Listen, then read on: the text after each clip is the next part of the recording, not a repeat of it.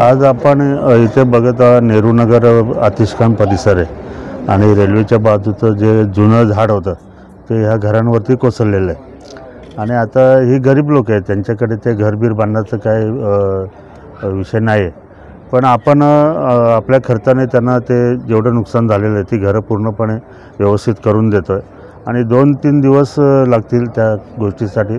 तोपर्यंत ह्या लोकांचं राहण्याचं जेवणाचं सर्व जबाबदारी आपले नगरसेवक गणेश जाधव आहेत, इथले कार्यकर्ते त्यांनी घेतलेले आणि फायर ब्रिगेडचं काम चालू आहे. ते आटोपल्या घरांच्या कामाला सुरुवात केली जाईल आणि त्यांना आपण नवीन चांगली घरं बनवून देऊ. आपण आम्हाला सकाळी आजवडे फायर ब्रिगेडमध्ये 6:57ला कॉल आला.